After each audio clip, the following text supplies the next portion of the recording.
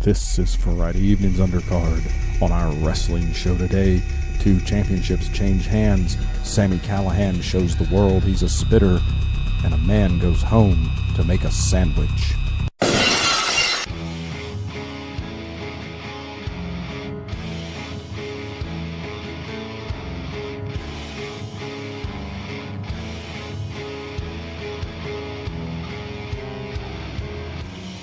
Welcome, everyone, to this episode of Friday Evening's Undercard. I'm Gentleman John. He's Electrifying Eric. We're your hosts. Eric, how you doing this evening, buddy? Pretty good, man. How you doing? I'm doing well. Today, we're going to be looking at episode 1018 of Ohio Valley Wrestling. Episode starts off outside the ring. Generally, the episodes recently have started off with the 3 announcers outside the ring. They're talking to you about what's going to be going on. And as they're doing that, they look on the opposite side of the ring, and they see Sami Callihan from Impact Wrestling and one of the Christ brothers from the OVW tag team sitting over there ringside. They don't really spend a heck of a lot of time on it there, but yeah, they're promoting a show with Impact Wrestling, and one of the big names from Impact Wrestling is sitting ringside. You don't got to think too hard to know this is going somewhere. Yeah, I wonder what they're foreshadowing there. Yeah, you know, that's definitely going somewhere. We'll get to that later in the show. So first things first, we start right off hot with a tag team, or not a tag team, the gauntlet match for the television title. I got my T's mixed up there. First match out, Dimes against Nigel Winters. It was actually a pretty good match. It went 5 minutes, and man, for a gauntlet match, that's like an eternity to go. Well, and you think, especially with the amount of TV airtime they really have to play with, 5 minutes is, like you said, in a gauntlet match, that's a pretty good bit of time. Yeah, considering they really only have 42 minutes of TV, not counting ads. Right. So, that's tight to have a match that long. Pretty good. There was a weird, ankle lock, knee lock, where they kind of got the toe and twisted it around under the elbow. That was really interesting. Commentators are doing a great job talking up the history between Dimes and Nigel Winters. I don't remember this for sure, but I'm close to spot on with saying that they mentioned that these 2 guys wrestled their first ever televised match against each other. So that's something cool to bring up as part of the telecast. Absolutely. I think anytime you can bring up, little tidbits like that in the history of guys, I think it just adds a little something to a match. It definitely does. It adds a layer to the match that the viewing audience wouldn't always know, because I think that's one thing that WWE is bad about. They just expect everybody to know everything that's going on. Right. Well, and I think too, even though we know that, wrestling is scripted, it adds almost a layer of almost realism to it. If you think about you're watching a football or a basketball game, if there's a connection between 2 players, the announcers will sometimes bring that up just to add just that little extra to the situation.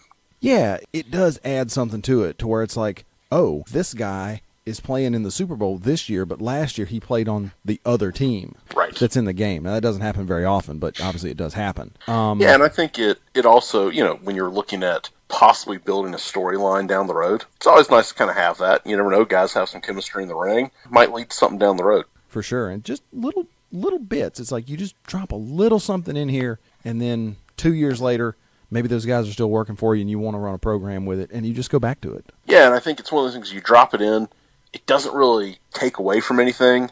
If you don't do anything with it, it's not like you're really wasting any time trying to push something forward. Yeah, I think definitely good work there. Yeah, for sure. There was a cool sequence where one of them, and I didn't write down which, and I apologize for that to anybody listening. There was a pretty cool bridge that they took into a knee drop, and I thought that was a good sequence. And then they did what I thought was going to be like a really standard, honestly kind of lame thing, where one of the guys comes steamrolling into the corner, and then the guy puts the boot up and he just eats the boot. But They did that, and then it got countered into a submission hold. And, I didn't write it down. I think it was a crossface. He tried to counter it into a crossface. And I was like, you know what? That's actually pretty good. It's like something that's not standard. It's not like tremendously complicated, but it's good because it's different. Well, and I think, we've kind of talked about this. I think at its best, these gauntlet matches allow guys to kind of, hey, we're giving you X amount of time, throw in as much as you can right now. And I think sometimes, if done poorly, it can just be a bunch of spots that don't really seem to have a connection. But, when done right, I think it can add quite a bit to the match. And also, certainly, starting to show off of this gives it a fast pace, a good pace, and, to kind of build the rest of the episode on. Yeah. Dimes went for his finishing move, which it's neither here nor there, the whole finishing move thing. Like, does everybody really need a finishing move? But whatever. He went for his finishing move. I don't know what they call it on the show. His finishing move is the lethal injection. It's Jay Lethal's front flip, bounce off the rope into a diamond cutter. Right. So I'm not a person who's going to call something 17 different names because 17 guys do it. It's like, no, it's not a Laws of Jericho. It's a Boston Crab. Like, let's not complicate this. So he went for the lethal injection, and as he's coming back trying to get the cutter on him, the guy drop kicks him right in the back as soon as he comes off the ropes. So it's like, okay, that looked pretty good. And they took a head scissor to a crossface, Dimes did a little counter, and Nigel rolled him up for the pin. Yeah, I mean, you mentioned, the idea does everybody need a finishing move. One of my biggest gripes, I think, in pro wrestling today, when we talk about some of our older episodes, when a guy hit their finishing move, that match was over. Absolutely. Over. Like, very rarely did somebody ever kick out. And now, you'll see in the middle of a match, a guy uses his finisher and the guy kicks out. And to me, it's almost like, is it that devastating if a guy's kicking out of it? In certain cases, it adds a certain level of drama and a oh wow moment. But, when it's happening every episode, well, I think that's... I mean, think about how many people you saw kick out of Macho Man's elbow. Exactly. Like, that's why it was this crazy, crazy moment when the Ultimate Warrior kicked out of it in that career match at WrestleMania. Right. How many people ever kick out of Hulk Hogan's leg drop? Nobody, brother. Warrior, again, oddly enough, yeah. at Mania 6. Like, and that's about it. Like, you just didn't kick out a finishing move. And yeah, and I think it just, like, a finishing move was always like, that's the dagger. That's it. When you know that's hit, hey, we're going to do 1, 2, 3, this thing's over. And, yeah, I would like to see more of that where finishing moves are more protected. And because I think sometimes they do add really cool spots when a guy does either counter it or kick out. It makes it that much more special. And so I've actually got 2 points on that. If you remember the show that you and I went to, probably I think the last one me and you went to at Madison Square Garden, yeah, we were sitting there during that AJ Styles match. Kevin Owens had kicked out of 3 or 4 finishers. Right. At a house show. Now, okay, yeah, it's the Garden, so maybe, all right, maybe we're a little different, but he kicks out of 4 finishers at a house show. And you're just like, what's the point here? Like, you're kicking out of finishers all night long. And the other point to that comes from Elimination Chamber, which was, how long ago was it now? Was it last Sunday? Yeah, it was last Sunday. I'm getting confused. I was thinking it might have been 2 weeks ago. But so last Sunday, you're sitting there in the main event, and Daniel Bryan, again, I don't know what they call his finisher. It's a running knee. He hits that big running knee on Kofi, and Kofi kicks out. And that was like a big pop in the crowd moment because John Cena didn't kick out of that running knee. Right. So that thing's a big deal. Like, when you're flat back in John Cena 1, 2, 3 with a move, it's a big deal. And I think in that case, it played so well in that match to, the never give up face, this wonderful run. And yeah, I thought at that moment that was incredibly well done. And the crowd certainly, that was a hot crowd. For sure. But yeah, I think it shows that, you can use some of these sort of old school techniques even today, and they work. You can change the wrestlers, you can change the eras, but a lot of stuff that's tried and true stuff, it does work if done right. Absolutely. Just a quick break in the action here. If you want to follow us on social media, we can be found on Instagram at fridayeveningsundercard, on Twitter at @undercard, on Facebook by going to facebook.com/fridayeveningsundercard. You can reach us via email at fridayeveningsundercard@gmail.com. You can find Ohio Valley Wrestling on all your favorite social media sites and by going to ovwrestling.com.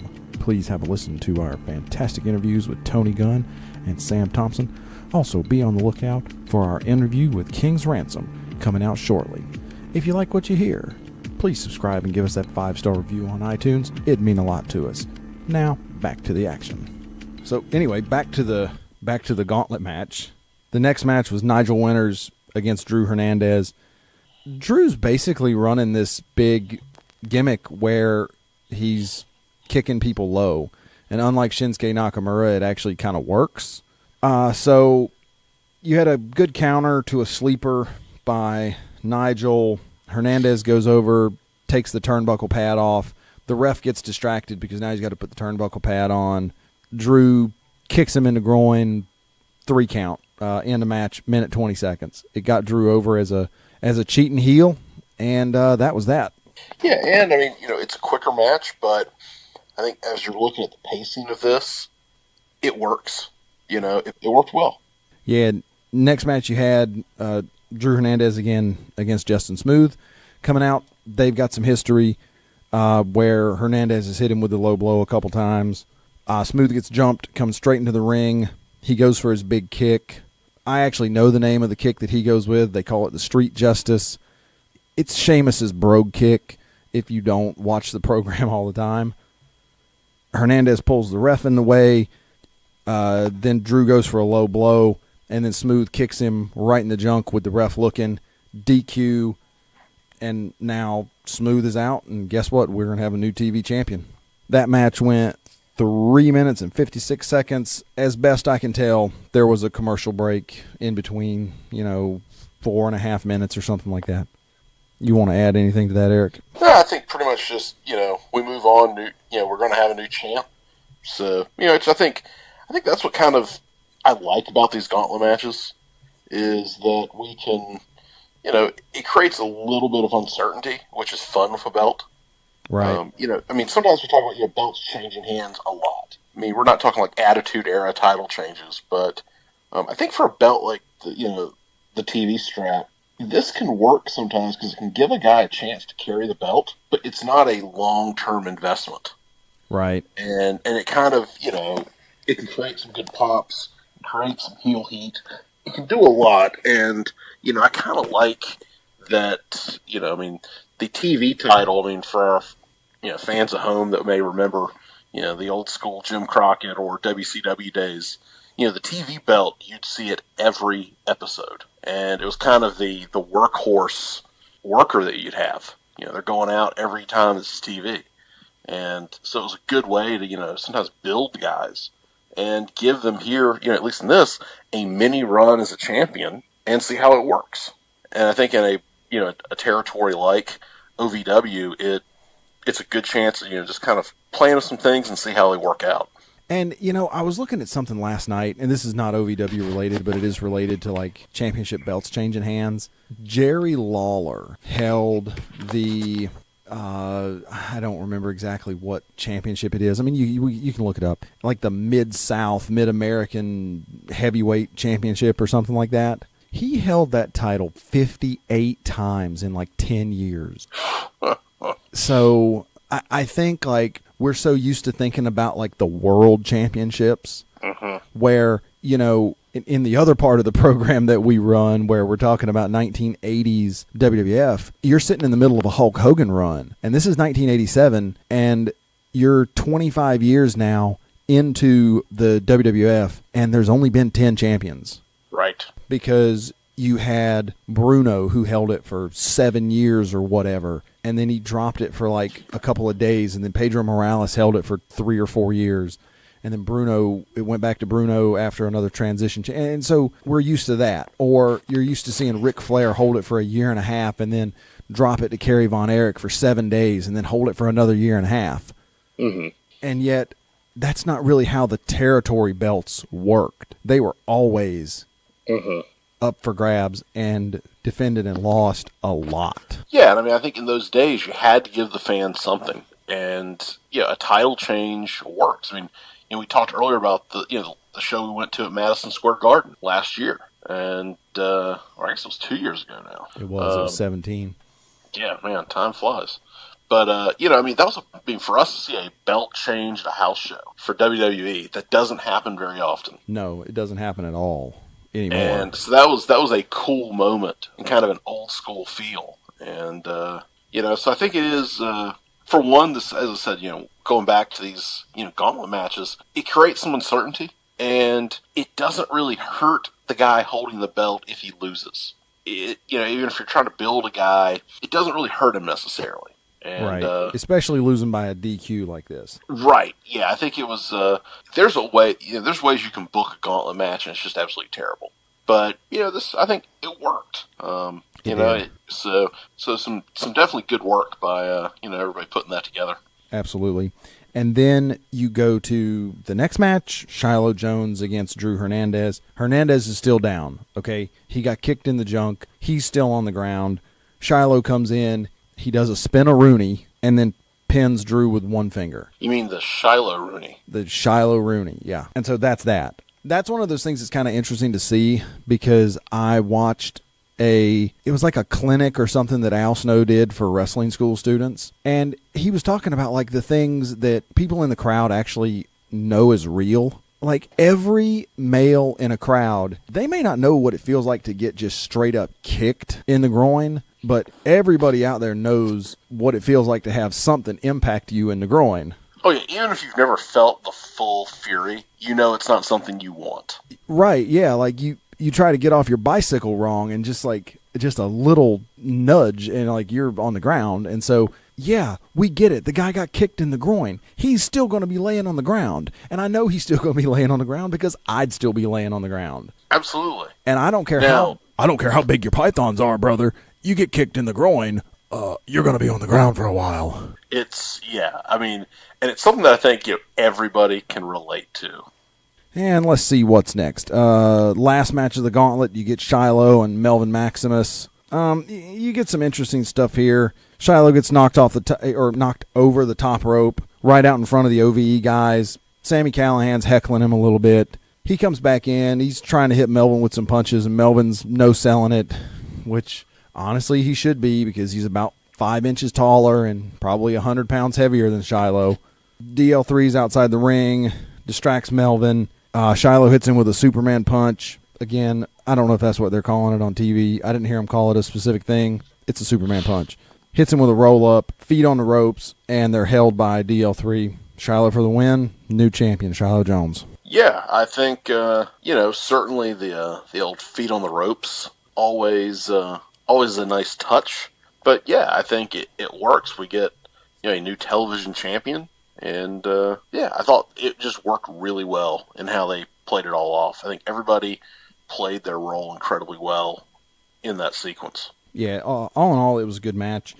I don't know exactly how long it took. I mean, I think it's, 3 minutes and 30 seconds, 17 seconds, so like 4 minutes, 8.5, 10 minutes, 16 minutes. Yeah. 16 minutes total. Probably had 3 or 4 at the beginning with the announcers, so we're like 20 minutes into the episode here. Yeah, and once again, it gets a lot of guys on air. So it's because I think if we look at if we're doing the standard, we're gonna have a bunch of mini matches. By the time you get guys coming in and out of the ring, this at least is a fast-paced way of doing it. For sure. And kind of unique. And I think for these guys developing, it forces them to think about the time they have and how do they want to utilize that to the best of their ability. Yeah, absolutely. And there's something to be said for that because, a long match doesn't necessarily mean it's a good match. And you can tell a great story sometimes in a 2 to 4 minute match. Well, and I think you look back at the Royal Rumble and you can see that. The Daniel Bryan match went 25 minutes and everybody was sitting on their hands, and the Brock Lesnar match went like 7 minutes and everybody actually thought he might lose for a minute there. Yeah, it's all in how you book it, and I think it's all in how you execute that story. And I think it makes them, you don't rely on just, doing rest holds or, things that really, it makes you think, how do I want to maximize this time? Right, yeah. Next segment of the night, you get the women's segment. Brittany Deveray comes out. She jumps in the ring, says she wants a rematch like right now for the women's championship. She actually lost the women's championship in a non-televised event. It was the Friday night show that they ran at like the Baptist Performance Center or something like that. Sorry if I'm butchering that. But anyway, she lost it there. There was some outside interference. And so she basically says, I want my rematch right now. Jay Lee comes out. She's got the two people with her, who is it? Valerie Verman and Callie. And she's like, okay, yeah, we'll do it. The match went 30 seconds. Jay Lee retained. There was outside interference. And then she grabbed the tights. Now, something that I actually forgot to cover in like kind of leading into the match. Apparently, and I didn't remember this, but apparently Callie and Valerie, one or both of them, were owed a title shot. And it was something they were playing it up like, okay, we're not going to do the title match tonight. These two are deferring, so on and so forth. Well, as soon as Brittany's pinned, Callie comes in the ring, talks to the ref. Basically, you can't hear it, but they're like whispering, I want my title shot right now. And Callie hits her with a roll-up, and that's it. 1, 2, 3, new champion. Hey, 2 title changes in the same episode. Yeah, 2 title changes in the same episode. I didn't actually think about that. I mean, obviously I knew there was. I just didn't kind of put it together. It's actually going to be kind of a rare occurrence. Right. And so that's pretty much the end of the women's segment for the night. Then you get Chase Destiny doing one of those like crazy, like red glass, whatever you want to call it, promos. He's doing it about Crazy Steve because I don't want to look too far into the future here because, like, as we record this, the next episode of OVW has actually already been shot. But I think it was announced on this episode that Crazy Steve was coming back for the next episode. And so this was Chase Destiny's promo against him. I mean, it worked, and you move on. Yeah, and I think you have to always continue to build for the next storyline or continue the storyline. So I think, it did what it was supposed to do. Next, you get a King's Ransom promo. They are back in the back. Again, it got the feud with the War Kings over. And I really don't have a heck of a lot to say. I will say the acoustics on this one sounded a lot better than the last one that I kind of ragged on. Not necessarily the cons for, but just like the production in general. This was in a different location, and so the sound was like a lot better. Yeah, and I think in their defense, sometimes you do something, you have no idea that it just doesn't sound right at the time. And, for sure. It happens. I was thinking about this. I was watching, some episodes of Primetime Wrestling from the 80s. And, when they start in, you still have the intro music playing. And at times, like, the intro music is just a little too loud. And you almost have a hard time hearing Monsoon or Heenan until they kind of go away. And it kind of takes away, because, if you're wanting a strong start, you want your host to go right in. So it happens to everybody, So, definitely things got sorted out this week. Yeah, and that was good. Okay, so after the King's Ransom promo, Tony Gunn comes out, and he's in the ring, starts cutting a promo. Sami Callihan standing outside the ring, and, okay, spoiler alert, Tony Gunn goes out. They have a confrontation. Sami Callihan spits in his face. Referees hold Tony back. If you want to hear the recap of that directly from Tony Gunn, we have that interview up both on our YouTube page and on our podcast feed. Tony Gunn interview about the incident with Sami Callihan. You can check that out. He goes into some pretty good detail about that, about what went on. They pulled Tony away, and that's that. And, for me, it seemed kind of like an odd placement in the show for this. Because of what's going to happen next. This almost seems like what you should have, I don't know. I feel like you almost should have closed the show with this. Or even opened it. Yeah, either way, I think you do a hot open with it. Gunn comes out. They get into the same scuffle that they got into. And then security comes in, drags Callihan out because he's disrupting the place. And then you get on with the show. You're still going the same place you're going. Or you close the show with Tony being held back by the referees, like fixing to climb over the guardrail. Yeah, exactly. I think it just sort of seemed like it was just the placement of this seemed kind of odd. For one, it's your champ.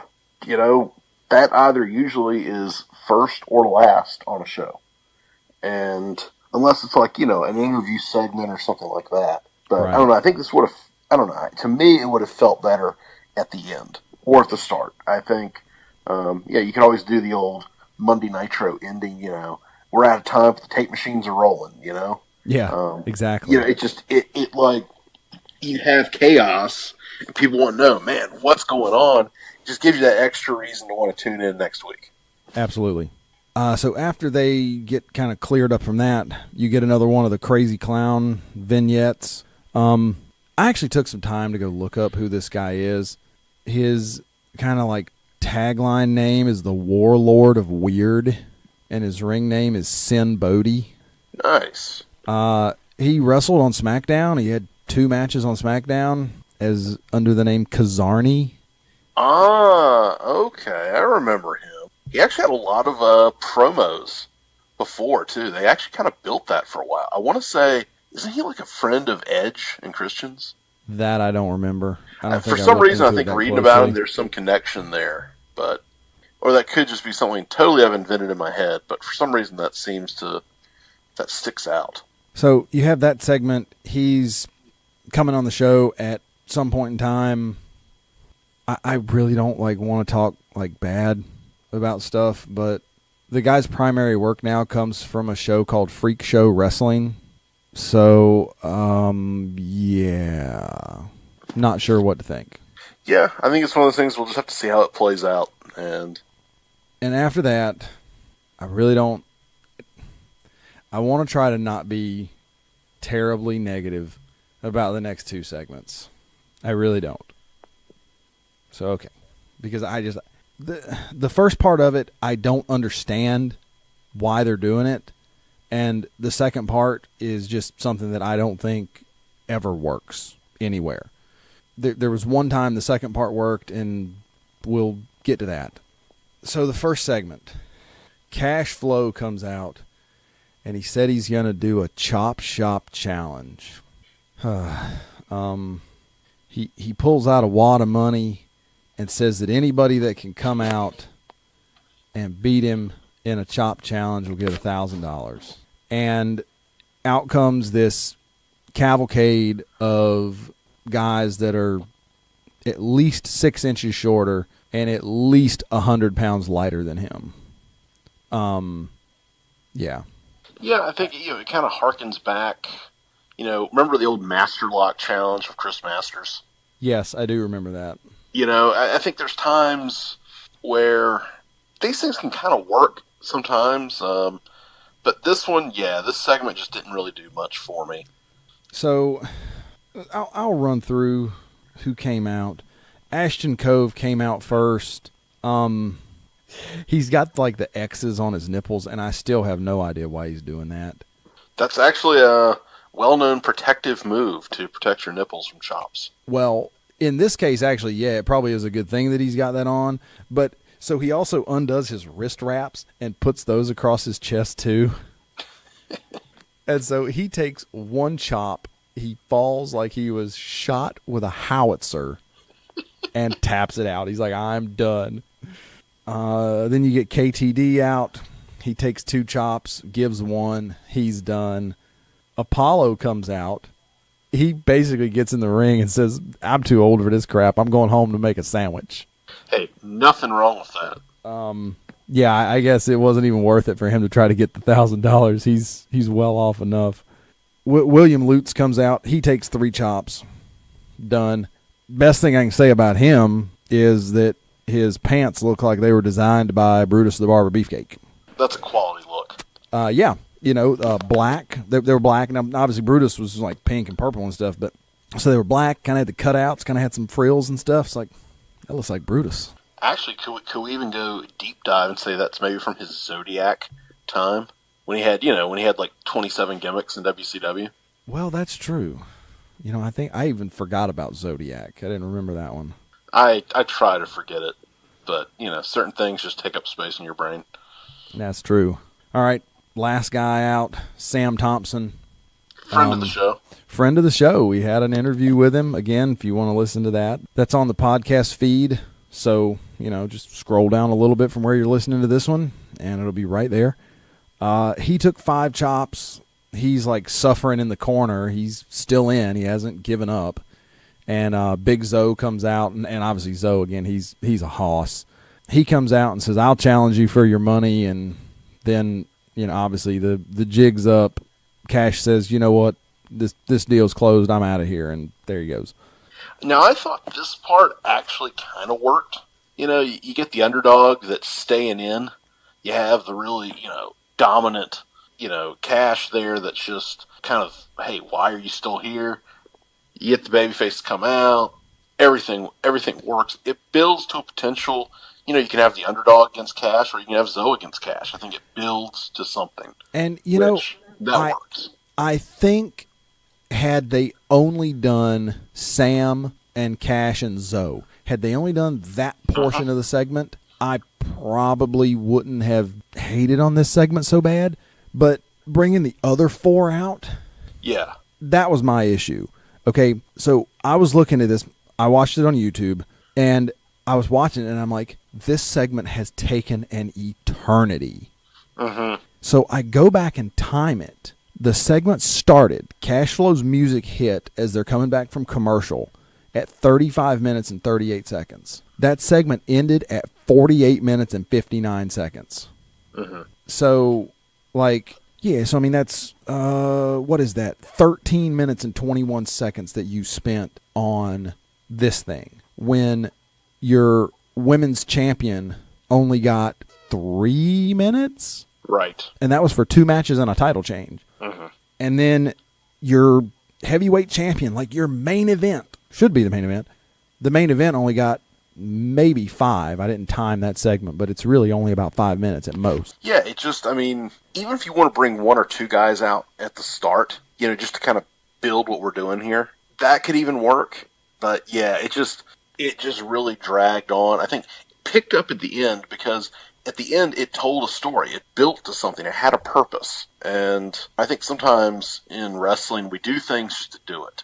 But to me, I think everything you do, especially when it's on air, should have a purpose. And I know that's hard to do sometimes when you're booking, but I think for something like this that you could potentially craft storylines from, it's really got to have a purpose. And I think the ending here did. You can go a number of ways with this. The ending did have good purpose with Sam and Zoe and everybody in the ring. So yeah, that has purpose. But the other stuff in the middle, like, what was the point in taking up 2 minutes of TV time for Apollo to come out and say he's getting a sandwich? Now, see, if you're smart, you get an advertising deal with a local sandwich shop. Now, that's true.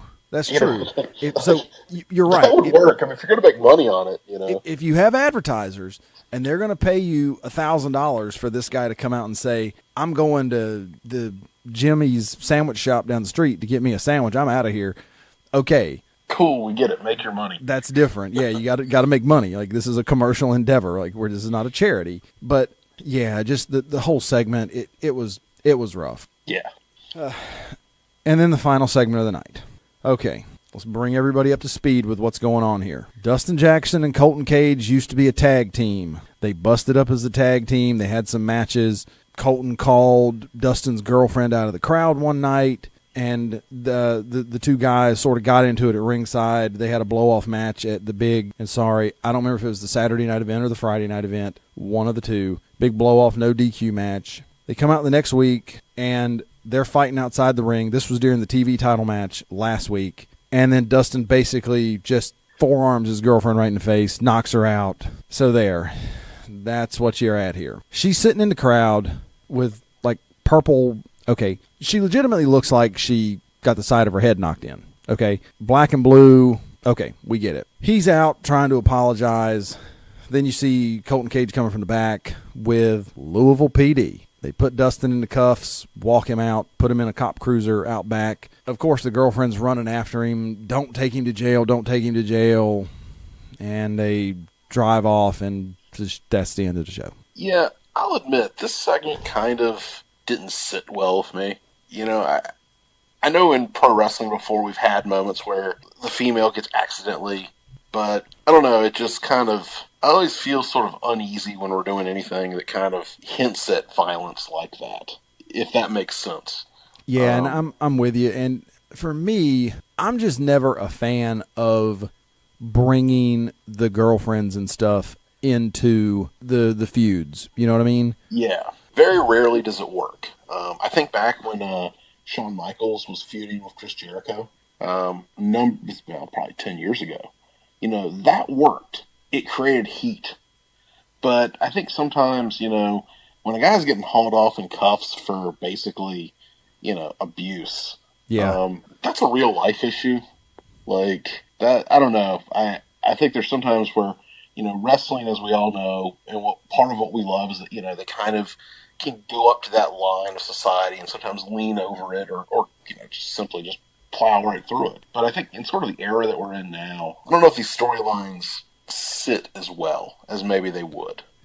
No, and yeah, it's just always weird when they bring the girlfriends into it. I mean, you think about it. Okay, you had the Macho Man Hulk Hogan blow up at WrestleMania 5. Right. But, like, Elizabeth was there. She was the Macho Man's valet. I don't remember if they were hyping her as being actually married to him at the time or if she was just the valet. But she was there. She was there every single week. She was part of the WWE.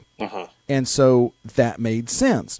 Also, you didn't have Hulk Hogan, the babyface, getting taken off by Atlantic City police because he knocked her out. Right. And so that sort of worked. The only other time the fight with the girlfriend thing worked was Matt Hardy and Edge. Yes. And that was really real, and they just spilled that over onto the TV screens. Exactly. Yeah, I don't know, this segment didn't sit well with me. Nothing against the performers at all, those involved, but domestic violence isn't a joke. No. And, it just, even if it's an accident, it just all around didn't sit well with me. Yeah, I didn't really. I haven't cared for this feud really since they brought the girlfriend thing into it. Like, yeah, I think there's better ways if you're trying to draw heat on yourself. There's better ways to do it. Yeah, for sure. And so that's actually a wrap on this episode of OVW. You got anything you want to add?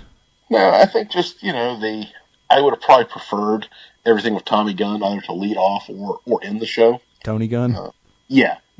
And I think that's where I would have just moved that there. But I think I think a very strong first half of the show.